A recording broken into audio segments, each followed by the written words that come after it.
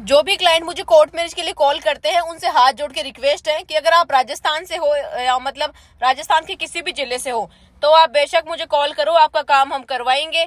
लेकिन अगर आप राजस्थान के बाहर से हो तो आप भैया अपने ही जो राज्य है अपना उसी से आप कोर्ट मैरिज करिए। दूसरे राज्य में आने का रिस्क जो है थोड़ा कम लीजिए और अपने ही राज्य में संपर्क करें आप। क्योंकि मेरे पास बहुत कॉल आते हैं, मैडम हम महाराष्ट्र से हैं, हम पता नहीं कहाँ कहाँ से बताते हैं।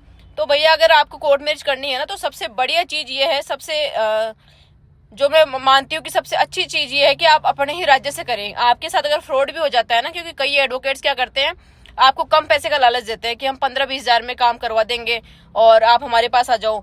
मैं आपको प्रूफ दिखा सकती हूँ इस चीज के कि वो लोग वापस आकर के हमारे पास काम करवाते हैं। फिर वो बोलते हैं कि मैडम हमारा जो ये काम करवाया है 10 रुपए का स्टाम्प, सिंगल आर्य समाज का सर्टिफिकेट थमा देंगे और इसके साथ में 10 रुपए का स्टाम्प दे देंगे नोटरी करके। भैया उन वकीलों से भी मेरा हाथ जोड़ के निवेदन है कि आप क्यों क्लाइंट के साथ ये धोखाधड़ी करते हैं पैसे के चक्कर में। और कई एडवोकेट्स तो ऐसे हैं जो मतलब कि कम बोल के आपको बुला लेंगे, उसके बाद में आपसे इतने पैसे ऐंठ लेते हैं कि आप ये सोचते हैं कि इससे अच्छा तो हम दूसरे के पास काम करवा लेते तो ज्यादा सही रहता। देखो आप जो फीस बता रहे हो ना उसी में काम करवाओ, ये नहीं कि आपने बोल के कुछ बुला लिया फिर मांग कुछ हो रहे हो। उससे आप एक वकील की इंसल्ट नहीं होती, उस सब वकीलों की इंसल्ट होती है उससे।